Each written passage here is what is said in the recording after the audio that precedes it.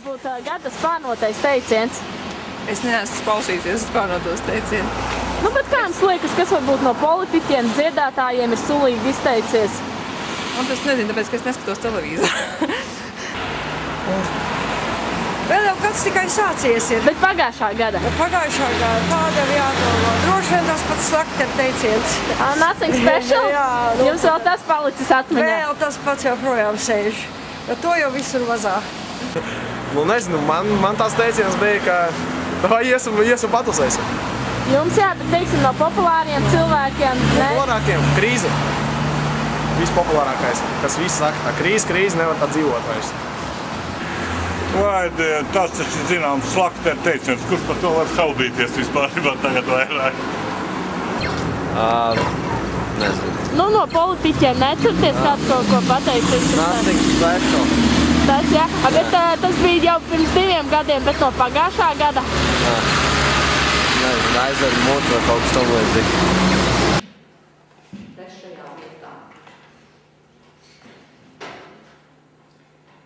Teicienam bija teiciens, kurš ir kolorīts, bet mēs spriedām, ka ne vairāk kā kolorīts. Un tas ir teiciens valsts vadītāji nedrīkst izskatīties pēc sabraukta ezīša.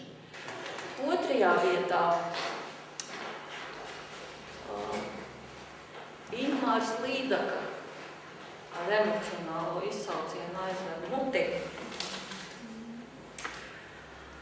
Un atkal ļoti situatīvs ir konteksts, kādā teiciens iemantojas spārnus. Tie spārni drīzāk bija tādi vēl līdz ar citiem līdzīgiem gadījumiem. Mums jādomā ir par normētās vai nenormētās leksikas lietošanu vispār politiskajā vidē, publiskajā telpā.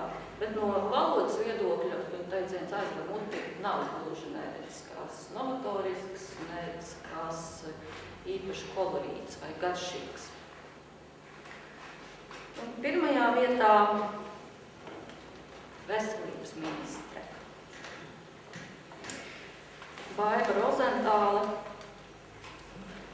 preses konferencē retorisku jautājumu, kas nāca kā atbilde uz žurnālistu jautājumu. Jautājums ir, ko jūs saprotat ar politisko atbildību?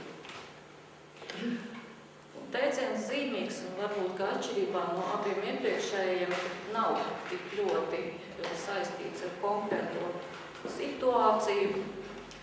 Tas liek domāt par pērno gadu vispār lielā mērā. Tas liek domāt par Ponciju Pilātu beigās ar jautājumu, kas ir patiesība, ko viņš atbildēja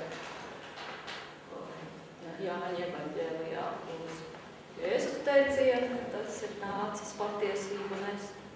Un man ir tas gods paziņot gada vārdu. Mēs uzskatām, ka tā ir Glābējas Silīte.